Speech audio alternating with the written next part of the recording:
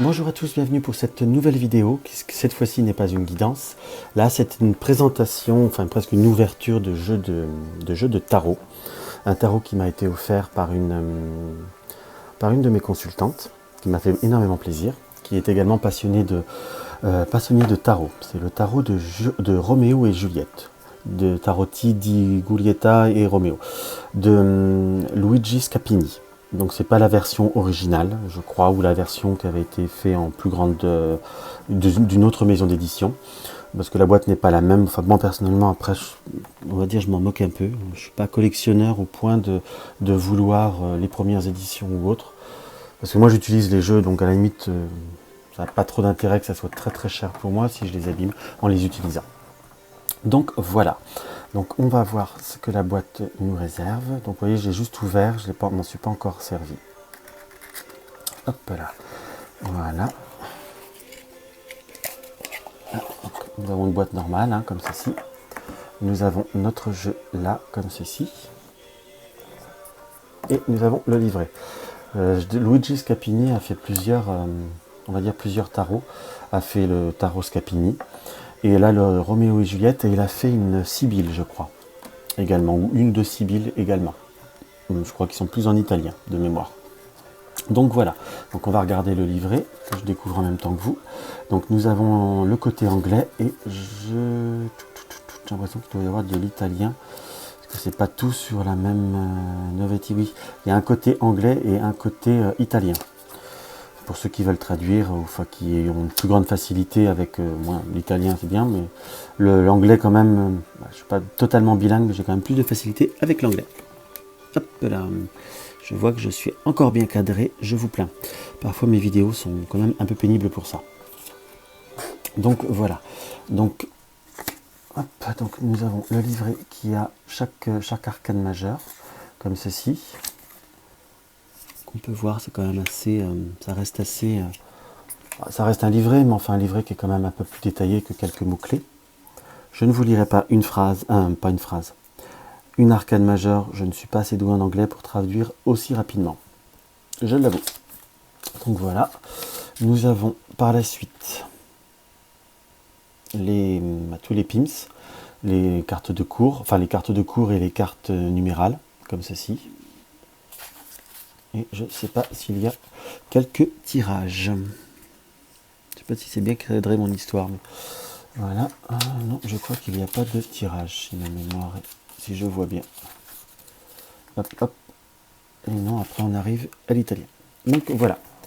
Donc tout simplement, je referai certainement une autre vidéo. Là, c'est vraiment pour vous partager avec vous cette ouverture, et aussi avec la personne qui me l'a offert. Comme nous n'habitons pas à côté. Hop. Je suis toujours aussi habile.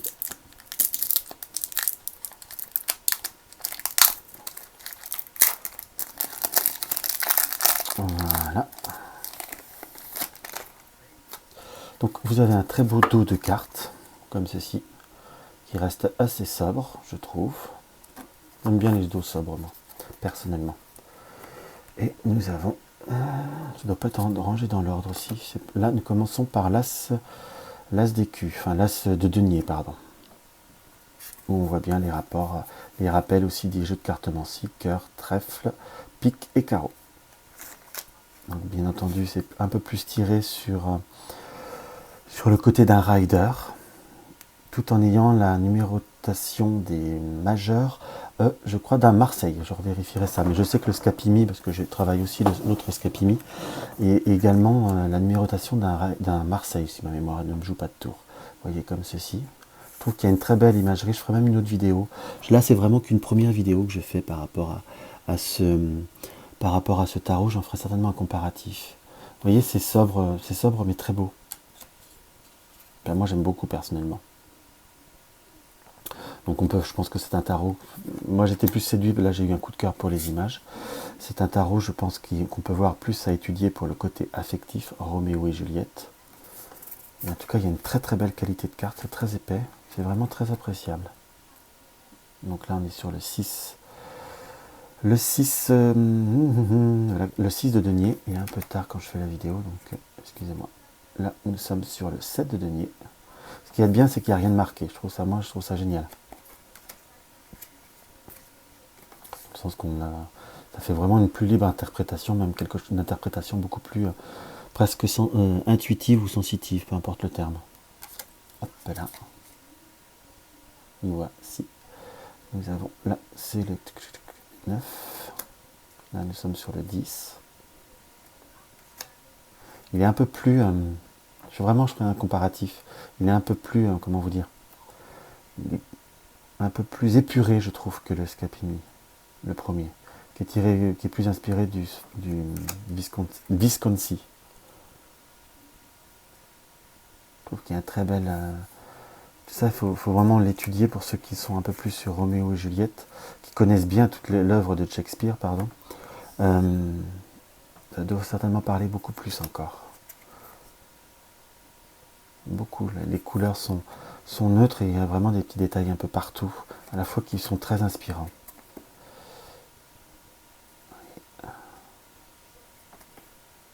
Nous sommes sur les bâtons. Les bâtons, oui, ça oui. Les bâtons comme ceci. Ça reste un jeu qui, vous voyez, rempli de personnages également. Moi, je trouve que c'est un jeu qui m'a plu quand j'ai vu une vidéo. Ça fait longtemps que je voulais ce jeu. J'ai hésité à avoir la première version il y a quelques peut-être 10-15 ans.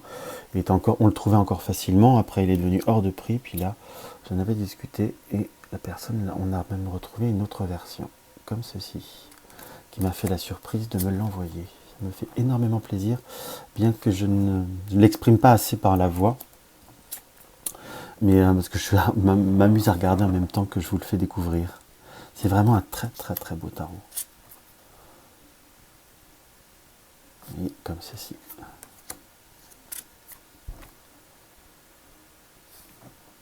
On peut tout ressentir par rapport à cela. Ça, c'est le page de bâton. Je ne sais pas si vous voyez bien j'espère que vous voyez bien les images. Essayez de mettre un peu plus de lumière. Je ne sais pas si ça va faire grand chose mon histoire, mais en tout cas j'aurais essayé. Là, vous voyez, il y a bien cette interprétation, même sur le plan psychologique, qu'on peut voir à trouver d'une personne qui veut s'exprimer. Vous voyez directement avec peut-être le rouleau à pâtisserie ou le bâton, on va dire. Et une personne qui passe derrière elle et qui lui met la main sur la bouche. C'est une interprétation qui peut se faire de façon très intuitive. C'est très parlant. Après, si on veut étudier la symbolique, on va dire du visage de l'animal ou autre, c'est un tarot qu'il faut prendre son temps, je pense, pour l'étudier, mais faut aimer ce style-là, hein, qu'on soit d'accord, mais moi j'aime beaucoup personnellement. Il y en a, on voit qu'il y a comme beaucoup d'influence, à la fois c'est pas limité, c'est un tarot qui reste beaucoup très ouvert. Là, vous voyez, on a plus une influence avec un turban, c'est pas que, on va dire que des royautés européennes. L'as de coupe, oui.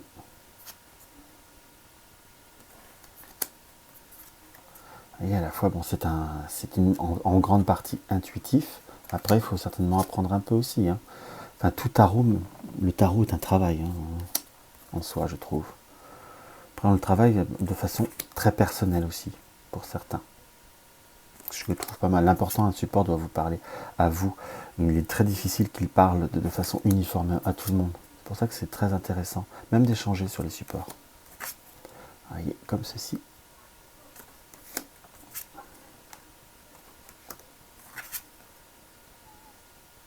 Là, nous avons le page. Voilà.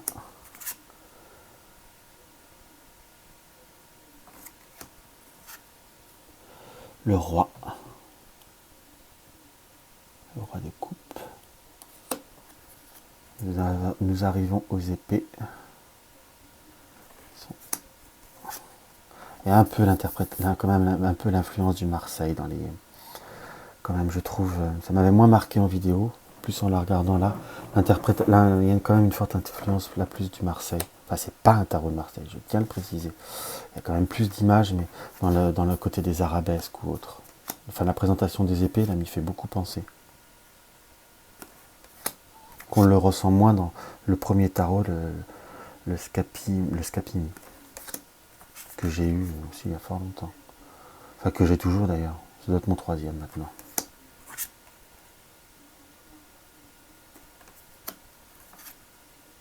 Donc on peut dire que c'est un mix des deux. Il y a de l'imagerie et il y a une forte représentation du symbole, là des épées.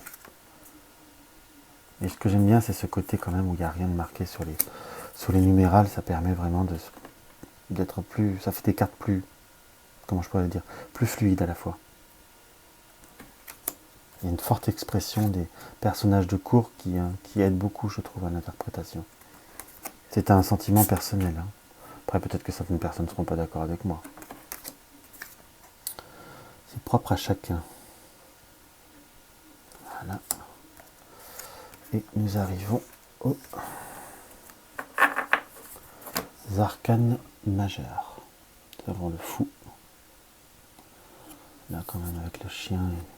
Se jeter pas dans le vide, là, d'une crevasse. Si, c'est dans le vide, mais dans la mer. Le magicien. Comme ceci. La papesse. L'impératrice. Si je ne m'abuse, ça doit être un peu la représentation de la Élisabeth Ière, la Reine Vierge. C'est pour ça que c'est aussi ça qui m'a plu. Je pense que ça peut être intéressant de... Je vais essayer de bien lire un peu le livret pour m'interpréter, enfin, aussi par rapport au personnage, comme j'aime beaucoup l'histoire. L'empereur, le pape, les amoureux. J'aime beaucoup les chariots. Pourtant, c'est pas mon arcane préféré, mais je trouve que les scapimi pour les chariots sont assez expressifs. J'aime beaucoup. Alors là, on est sur le 7, le 8, la justice. Et c'est bien la même numérotation que le Marseille. Du coup, j'ai eu un doute. Le 9, l'ermite, que j'aime beaucoup. Voilà, cette carte-là cet arcane-là m'avait beaucoup plu. La roue de la fortune. Je la trouve très, très, très belle. La force. Il faut prendre le temps de bien regarder, je pense. Elle est un peu, on va dire... Comment je pourrais dire? C'est pas une représentation très classique. Certainement, quand l'étudiant doit retrouver les mêmes... une certaine forme d'interprétation identique, mais la présentation pour moi est un peu différente. Le pendu. La mort. Qui n'est pas forcément macabre, je trouve. Bon, c'est des squelettes, hein, mais enfin bon. Si on a peur d'un squelette sur un tarot, alors là on est mal barré. La tempérance. Le diable. La tour. Peut-être la tour de Londres, peut-être bien. Ouais. L'étoile. On va dire qu'elle est peut-être un petit peu moins évidente à regarder, mais enfin. La lune. Là bien la représentation de Roméo au balcon de Juliette. Le soleil.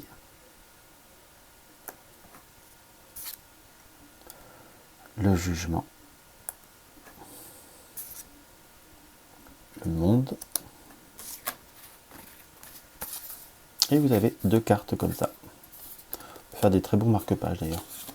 Voilà. Donc voilà pour cette petite présentation rapide du tarot de Roméo et Juliette. Là, j'y rends pas honneur, j'avoue. Hein. Comme j'étais très très impatient de pouvoir m'en servir et de le présenter, d'avoir ce petit moment de partage. Je ferai certainement une vidéo un peu plus détaillée. Vous voyez, il glisse très très bien. Super agréable pour vous en vidéo d'entendre tout ce qui tombe. Allez, on va bien fouiller. Je vais tirer pour la personne qui me l'a offert. On va dire une guidance comme on en début sur 2021. Allez, hop. Nous avons le 7 de coupe. Comme ceci. Comme après, c'est comme si on va dire un message un peu plus personnel. Je l'interpréterai à la personne en privé. Comme ceci. Hop. Et Voilà, mais voilà mes amis. Excusez-moi, je bafouille un peu ce soir. Je suis tellement concentré sur le tarot que j'en deviens pas très bavard. Donc voici pour cette belle présentation. C'est un tarot que vous reverrez certainement très rapidement dans mes vidéos. Et très rapidement car je ferai certainement un approfondissement de ce tarot dans une prochaine vidéo. Là c'est vraiment une découverte, une simple petite découverte du tarot de Roméo et Juliette de Scapini. Aux éditions, pardon, j'ai oublié de le dire, d'Anne Negro. Voilà. Donc je vous dis à très bientôt. Je vous embrasse tous et laissez-moi vos avis directement dans les commentaires. Ça me fait toujours très plaisir. Je vous dis à bientôt.